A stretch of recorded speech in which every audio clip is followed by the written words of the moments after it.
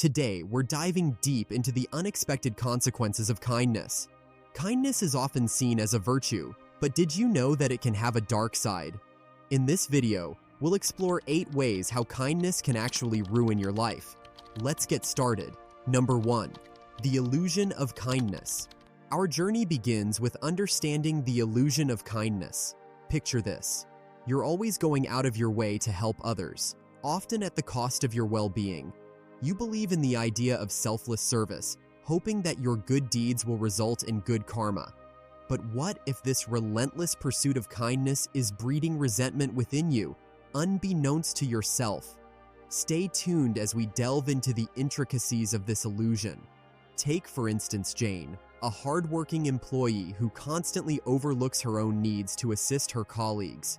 She skips lunch breaks to help others meet their deadlines and often stays late to complete tasks that aren't even hers. She believes she's creating a supportive work environment, but in reality, she's growing increasingly frustrated and exhausted.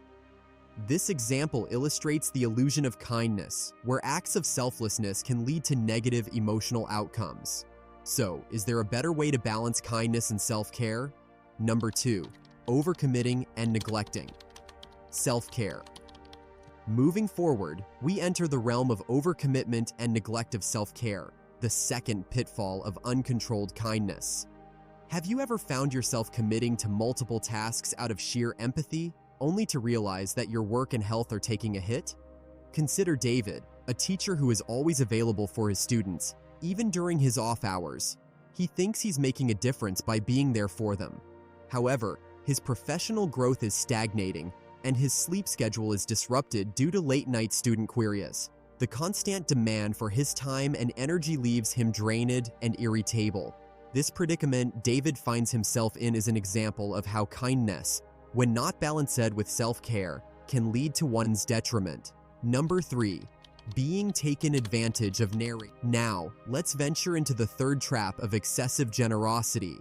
Being taken advantage of.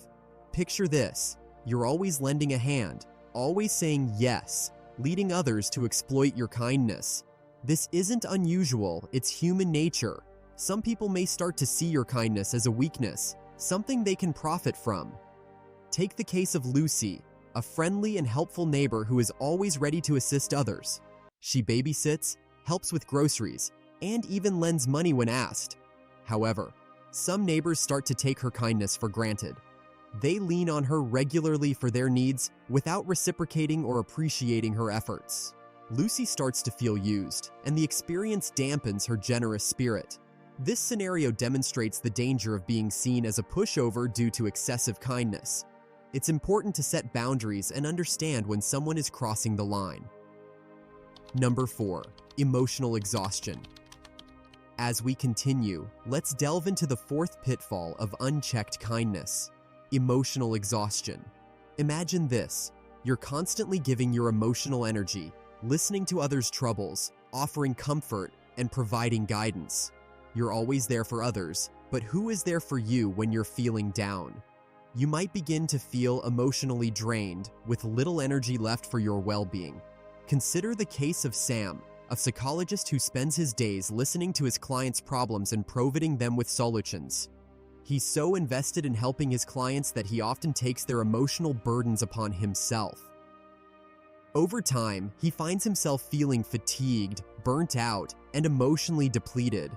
This example underscores the toll that excessive kindness can have on one's emotional health, leading to a state of emotional exhaustion. It's crucial to remember that you can't pour from an empty cup. Taking care of your emotional health is just as important as caring for others. But how does one achieve this balance? Discover more in our upcoming section. Number 5. Difficulty setting boundaries.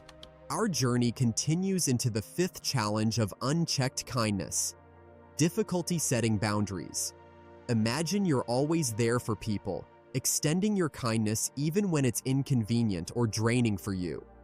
You find it hard to say no because you don't want to disappoint or hurt anyone. But in the process, you may be compromising your own needs and priorities. Consider the case of Mike, a popular and helpful friend who struggles with setting boundaries.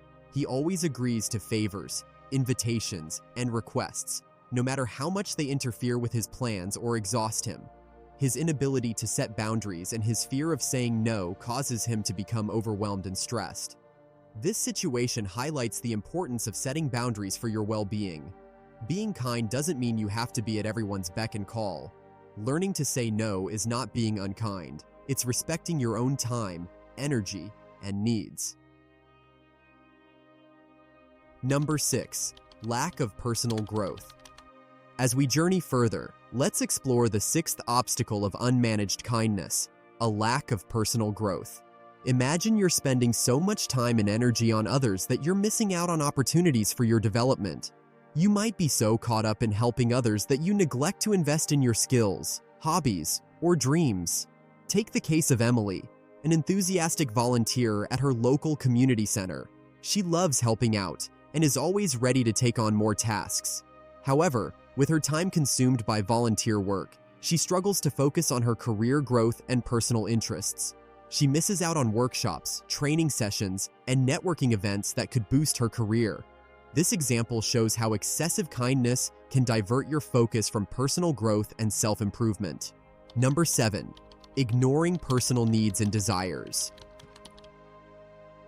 Now, let's look at the 7th challenge of unchecked kindness: ignoring personal needs and desires. Imagine you're so focused on others, always prioritizing their needs over your own. This may make you lose touch with what you truly want or need for your happiness and fulfillment. Consider the case of Anna, a loving mother and wife who constantly puts her family's needs before her own. She cooks their favorite meals, attends every soccer game, and is always there for them.